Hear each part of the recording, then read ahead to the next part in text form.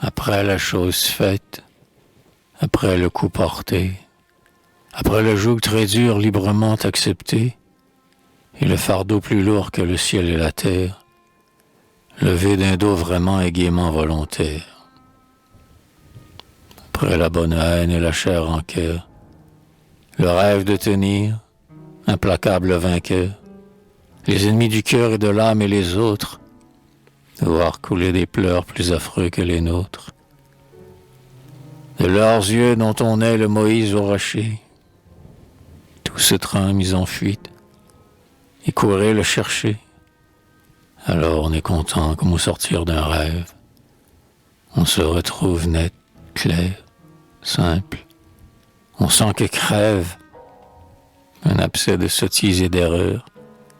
Et voici que de l'éternité, symbole en raccourci, toute une plénitude afflue, aime et s'installe.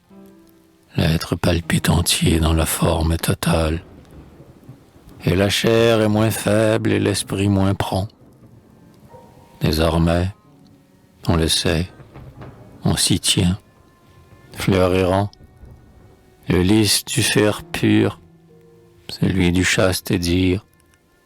Et, si dingue Jésus, la rose du martyr. Alors on trouve, ô Jésus si lent à vous venger, combien doux est le joug et le fardeau léger. Charité la plus forte entre toutes les forces. Tu veux dire, saint piège aux célestes amorces. Les mains tendres du fort, de l'heureux et du grand, autour du sort plaintif du faible et du souffrant, le regard franc du riche au pauvre exemple d'envie, ou jaloux, et ton nom encore signifie. Quelle douceur choisie, et quel droit dévouement, et ce tact virginal, et l'ange exactement. Mais l'ange est innocent, essence bienheureuse. Il n'a point à passer par notre vie affreuse.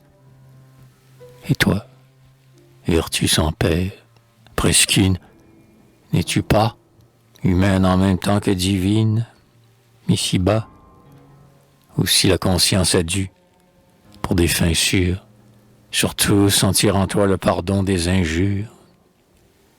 Par toi, nous devenons semblables à Jésus, portant sa croix infâme et qui, cloué dessus, priait pour ses bourreaux d'Israël et de Rome, à Jésus qui, du moins, homme avec tout d'un homme, n'avait lui jamais eu de tort de son côté, et par lui, tu nous fais croire en l'éternité.